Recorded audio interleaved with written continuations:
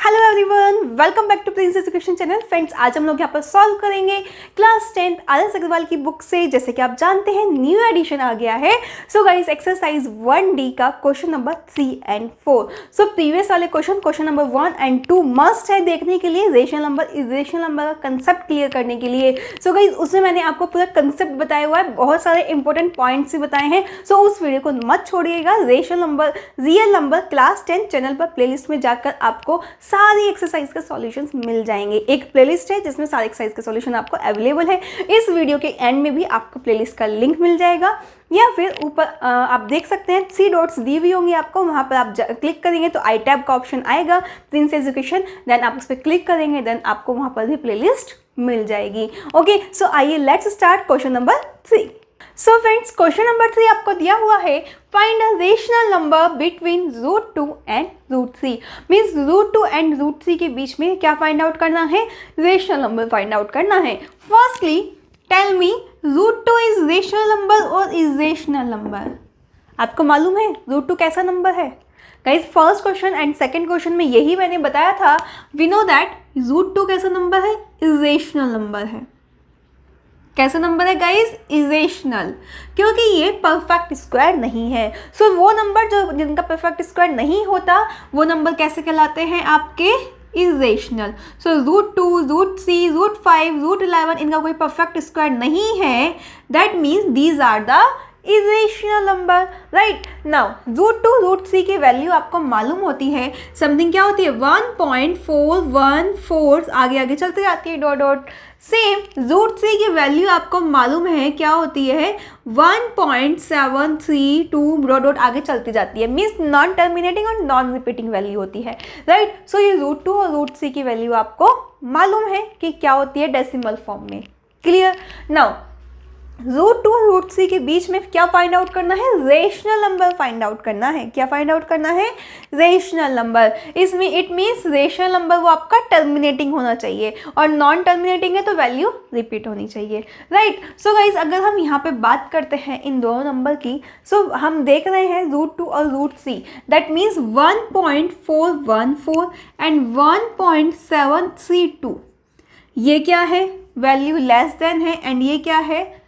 Greater than है। It means in दोनों के बीच में बहुत सारी वैल्यू होगी। 1.4 अगर हम यहीं तक मानते हैं 3 डिजिट, और यहीं तक हम मान लेते हैं, ठीक है। सो 1.4145, 1.416, इस टाइप से बहुत सारी वैल्यूज़ होंगी। सो हमें क्या करना है? एक वैल्यू बतानी है। सो गाइज, हम क्या कर लेंगे? इनकी मिड वैल्यू कैलकुलेट कर लेंगे। क्या कर लेंगे? Mid value. सो आप क्या करिए, 1.414 प्लस 1.732 दोनों को अगर हम ऐड कर देते हैं, अपॉन 2 कर देते हैं, तो क्या आएगा आपका?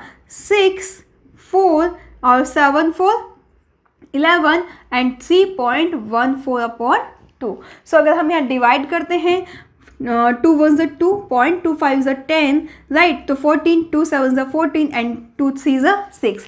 दैट मीन्स ये कोई मिड वैल्यू होगी 1.573। सो ये कहाँ आती है? इन दोनों के बीच में लाई करती है। इट मीन्स 1.414, ठीक है, इसके बीच में 1.573, इससे तो क्या है? ग्रेटर है ये वैल्यू, एंड 1.732 से कैसी है? लेस देन है, राइट। क्लियर है? सो ये वाली वैल्यू आपकी बड़ी है, ये क्या है? आपकी लेस देन है, ठीक है।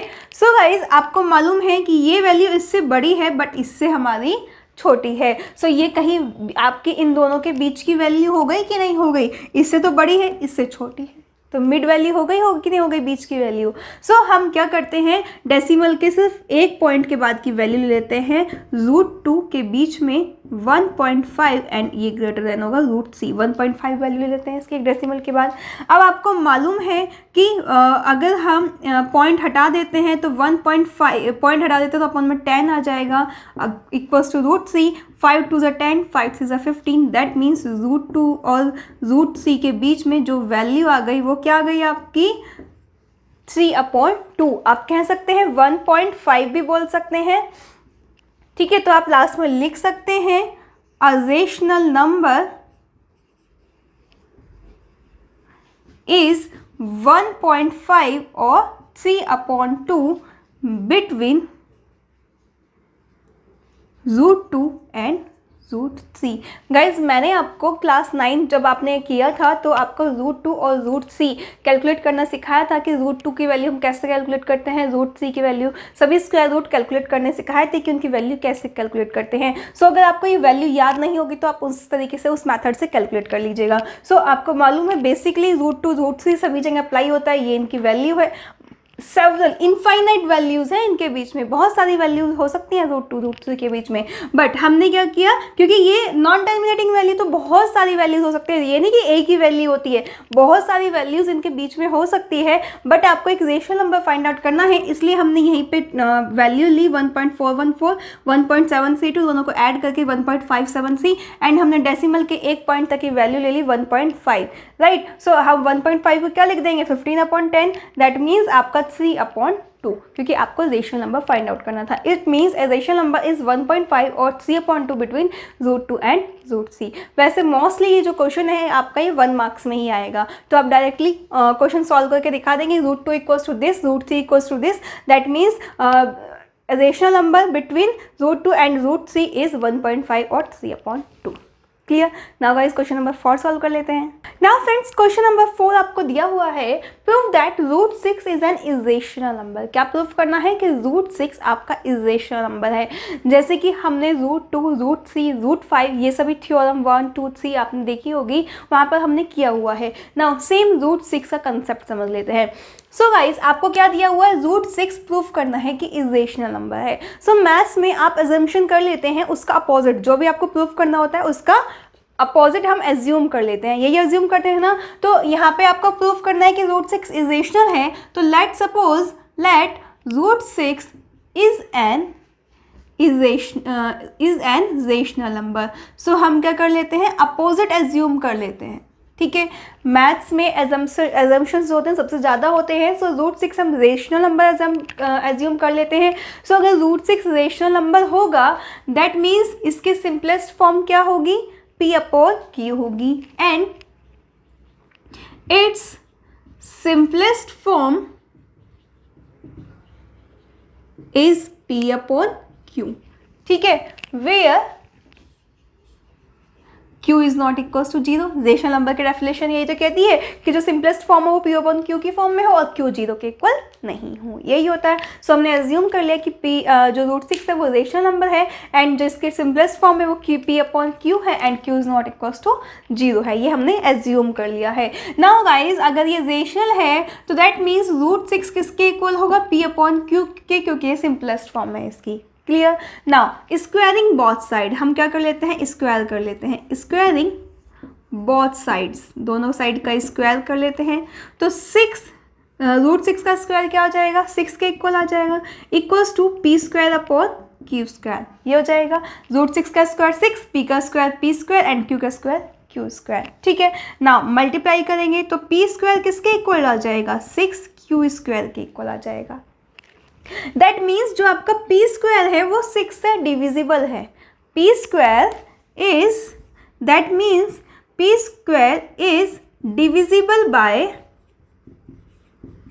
6, यही है ना आपका कि P² 6 से डिविजिबल है। आपकी बुक में क्या दिया हुआ है, आपकी बुक में दिया हुआ है कि 6 डिवाइड्स P², राइट। आपकी बुक में इस टाइप से दिया हुआ है। आप जरूरी नहीं कि बुक की एज इट इज कॉपी करेंगे, आप अपने अकॉर्डिंग दोनों मेथड से कर सकते हैं। सो हम लिख रहे हैं कि P² इस 6 से डिविजिबल होगा। अगर P² 6 से डिविजिबल होगा दैट मीन्स P भी आपका डिविजिबल होगा किससे, P is divisible by 6, right guys. मैं दोनों ही मेथड आपको यहाँ बता देती हूँ। इसमें आपको यहाँ पे स्टेटमेंट लिखते हैं 6 divides P², that means 6 divides P, ठीक है। सो मुझे ये मेथड अच्छा लगता है क्योंकि हम इजीली बता सकते हैं P² 6 से डिविजिबल होगा तो P भी आपका 6 से डिविजिबल होगा। सो आपका P क्या हो गया 6 से डिविजिबल हो गया, राइट। सो हम क्या करते हैं अब एज्यूम कर लेते हैं, let suppose let P equals to 6a, ठीक है। हमने कोई और अजम्पशन मान लिया, let P equals to 6a for some integer के लिए, मीन्स किसी इंटीजर a हम मान लेते हैं कि इंटीजर a के लिए, ठीक है। फॉर सम इंटीजर वो इस इंटीजर मान लेते हैं a है। सो P इक्वल्स टू 6a हमने एज्यूम कर लिया। Now squaring both side, squaring both sides. सो पी स्क्वायर किसके इक्वल हो जाएगा, 6 का स्क्वायर 36, ए का square A square, that means P square किसके इक्वल हो जाएगा आपका 36 स्क्वायर के, राइट. सो हम यहाँ पे लिख लेते हैं पी स्क्वायर आपका आ गया 36 ए स्क्वायर. इसे इक्वेशन 2 मान लीजिए, इसे इक्वेशन यहाँ पर आप 1 मान लीजिए. सो हमने यहाँ इक्वेशन इसे 1 मान ली, वो इक्वेशन हमने यहाँ पर 2 मान ली, राइट. सो गाइज आपको इक्वेशन 1 से मालूम है पी स्क्वायर किसके इक्वल है 6q स्क्वायर के. इक्वेशन 2 आपको आ गई पी स्क्वायर 36 ए स्क्वायर है. दैट मीन्स बाय इक्वेशन 1 हम पी स्क्वायर की वैल्यू पुट कर सकते हैं. By equation 1 put the value of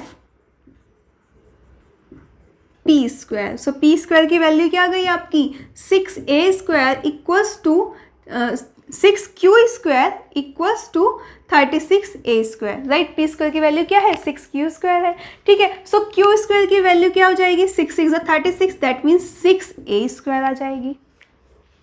it means आपकी condition p square equals to 6q square आ गई, तो q स्क्वायर किसके इक्वल आ गया 6a स्क्वायर के. So we can see q square जो होगा वो 6 से डिविजिबल होगा q square, that means q square is divisible by 6. So q भी आपका डिविजिबल होगा, q इज डिविजिबल बाय 6. अगर q स्क्वायर डिविजिबल है, मान लिया आपकी वैल्यू 36 है, तो 36 6 से डिविजिबल है, तो 6 भी तो 6 से डिविजिबल होगा ना उसका. अगर आप 6 का स्क्वायर क्या होता है 36 6 से डिविजिबल है, तो 6 भी तो डिविजिबल होगा ना 6 से. So guys same q square divisible by 6 है, तो q इज डिविजिबल बाय 6 होगा. जैसे कि आप जानते हैं आपकी बुक में इस टाइप से लिखा हुआ है, तो आप लिख सकते हैं 6 डिवाइड्स किसे q स्क्वायर को. सो 6 डिवाइड्स q, ठीक है. अगर आप इस मेथड से करना चाहते हैं तो इस मेथड से कर लीजिएगा, बट अगर आप बुक के मेथड से इस टाइप से करना चाहते हैं तो यहाँ पे ये स्टेटमेंट लिख दीजिएगा. सिर्फ इतने से स्टेटमेंट का ही डिफरेंस है, बाकी डिफरेंस नहीं है, ठीक है. तो q स्क्वायर इस 6 से डिविजिबल है, तो q भी आपका डिविजिबल होगा. नाउ आपने देखा इस इक्वेशन से p is divisible by 6, q is divisible by 6, that means by the statements आपने कहा कि 6 आपका, दैट मीन्स 6 जो होगा 6 इज कॉमन फैक्टर हो गया किसका, common factor of p and q. That means 6 is common factor of p and q. But हमने तो माना था कि √6 equals to p upon q है, रेशनल नंबर है. एंड रेशनल नंबर के नंबर कैसे होते हैं, रेशनल नंबर वो होते हैं जिनका कोई फैक्टर नहीं होता. सिंपलेस्ट फॉर्म कौन सी होती है, जो कि आपके को प्राइम नंबर होते हैं. कौन से होते हैं, को प्राइम नंबर्स. सिंपलेस्ट फॉर्म आपकी को प्राइम नंबर होती है जिनका 1 के अलावा कोई और फैक्टर नहीं होता. That means these numbers does not have any factor other than 1. Means 1 के अलावा इनका कोई फैक्टर नहीं होता.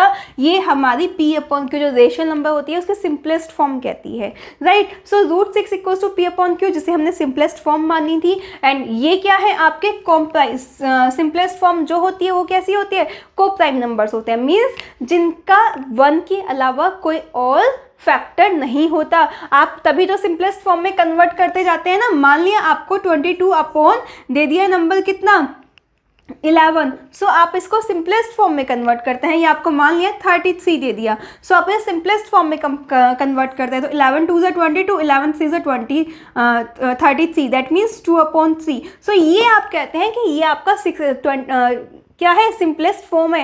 दैट मीन्स आप इसको आगे डिवाइड नहीं कर सकते, इसका कोई और फैक्टर नहीं है. मीन्स जब आपका जो नंबर होता है आगे डिवाइड ना हो किसी अदर नंबर से, देन वो आपका सिंपलेस्ट फॉर्म कहलाता है. यही होता है ना. सो गाइज यही हमने यहाँ किया, √6 equals to p upon q जो कि आपका को prime number. That means these numbers does not have any factor other than 1. इसका मीनिंग ये होता है. बट यहाँ पर तो हमारा आया कि 6 is common factor of p upon q.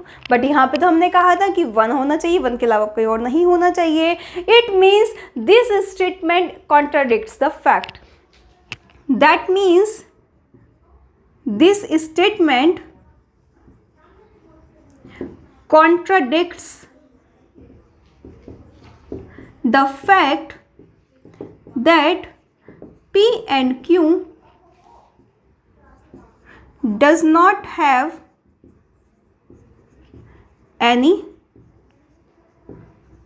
common factor।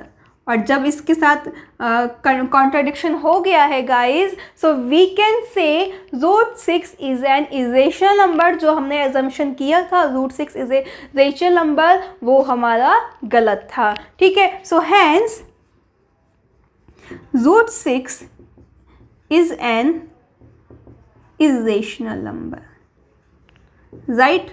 तो आप लास्ट में लिख देंगे कि √6 आपका इरेशनल नंबर है। पहले हम एजम्पशन कर लेते हैं। हमने एजम्पशन किया √6 आपका रेशनल नंबर है और उसका सिंपलेस्ट फॉर्म P/Q है। तो P/Q है, that means these are coprime number and these numbers does not have any factor other than 1। Coprime number इसे ही बोलते हैं, ध्यान रखना। सो हमने जब स्क्वायरिंग किया तो हमारी ये वैल्यूज आ गई। It means P² is divisible by 6, so P भी आपका डिविजिबल होगा। उसके बाद P को हमने किसी अनदर इंटीजर के इक्वल मान लिया। सो गाइज यहाँ से हमारी Q की वैल्यू आ गई, दैट मीन्स Q आपका डिविजिबल बाय 6 हो गया। अब हमें पता चल गया 6 तो आपका कॉमन फैक्टर है, बट भैया हमने यही बताया था कि कॉमन फैक्टर 1 के अलावा कुछ और नहीं हो सकता, लेकिन यहाँ तो 6 आ गया। सो यही आपका कंट्राडिक्शन हो गया। जैसे कंट्राडिक्शन हो गया, सो हमने कह दिया कि जो हमने एजम्पशन माना था कि Q आपका रेशनल नंबर है, वो हमने गलत माना था। ठीक है, दैट मीन्स √6 आपका भाई इरेशनल ही है। ये आपका इस तरीके से क्वेश्चन नंबर आपका 4 कंप्लीटली सॉल्व हो जाता है, राइट गाइज। आपकी बुक में सिर्फ इस स्टेटमेंट में चेंजेस है। आप चाहे तो इस टाइप से कर लें एंड ये लैंग्वेज लिख लें, चाहे ये लैंग्वेज लिख लें, बाकी सब एज इट इज दिया हुआ है। ठीक है, सो गाइज इस तरीके से क्वेश्चन नंबर 3 एंड 4 आपका कंप्लीटली सॉल्व हो जाता है। अगर आपको समझ आ गया तो वीडियो लाइक कर दीजिए एंड कमेंट जरूर कर दीजिए यस मैम मुझे समझ आ गया है, एंड अपने फ्रेंड्स को ज़्यादा से ज़्यादा से शेयर कीजिए, जिससे उनके लिए भी जो ये न्यू एडिशन आया है इसके सॉल्यूशन सभी बहुत ज़्यादा हेल्पफुल हो। ओके, बाय बाय फ्रेंड्स, मिलते हैं नेक्स्ट वीडियो में। सो एंड स्क्रीन पर आपको प्लेलिस्ट मिल जाएगी, सारे एक्सरसाइज का सॉल्यूशन वहाँ पर आपको अवेलेबल है। Bye bye, take care.